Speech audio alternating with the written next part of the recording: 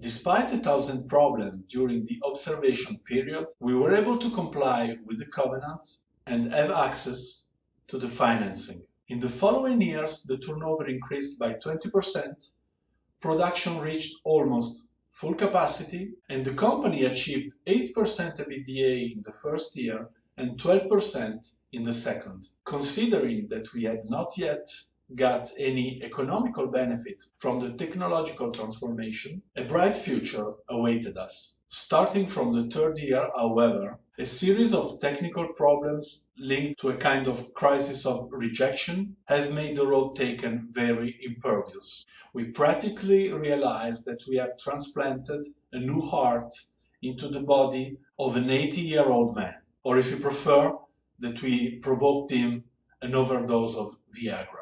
Despite the complexity and the difficulties, nevertheless, the durability of the site is guaranteed. The mission then has proven to be a success. That's why the members of the team, just like in an American movie, were received by the shareholders.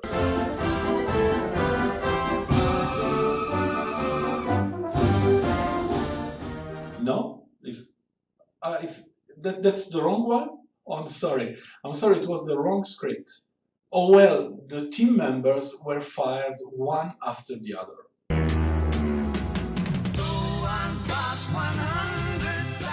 So what did I learn from this experience? First of all, that management not being a role-playing game, there is not a single general principle which can hold in management. It is not engineer stuff.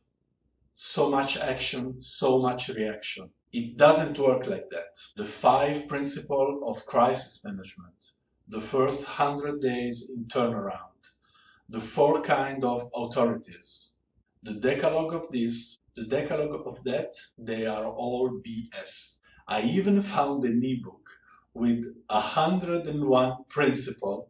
I won't tell you about what, because otherwise I may risk not to work anymore in my life. And they were one more useless, empty and banal than the other.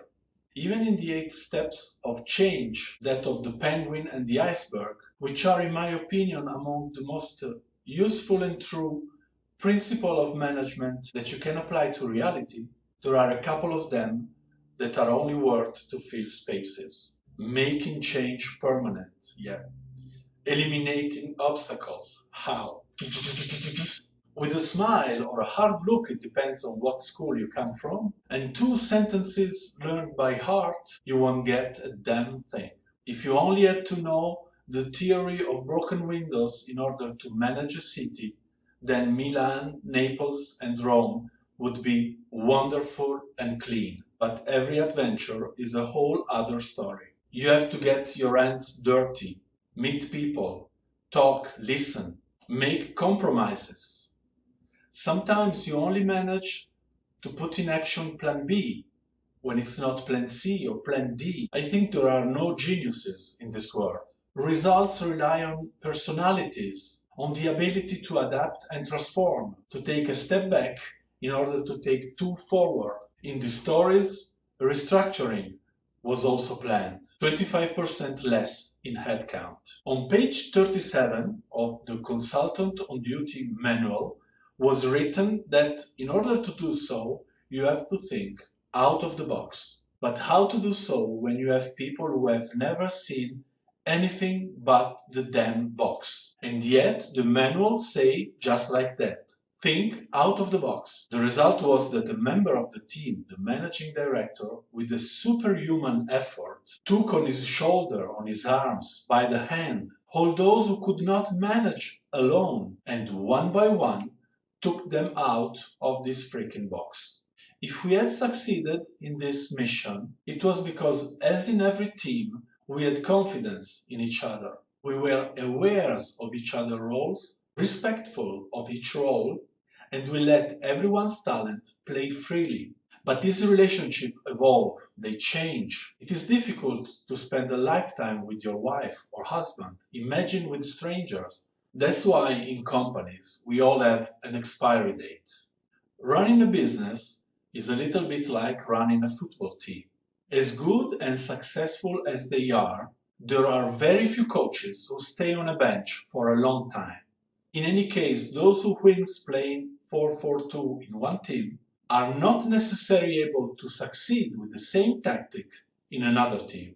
To create the right alchemy, you need a great personal and emotional involvement, attitude to change, dynamism, adaptability, confrontation, and sometimes dispute. All things that cannot last forever.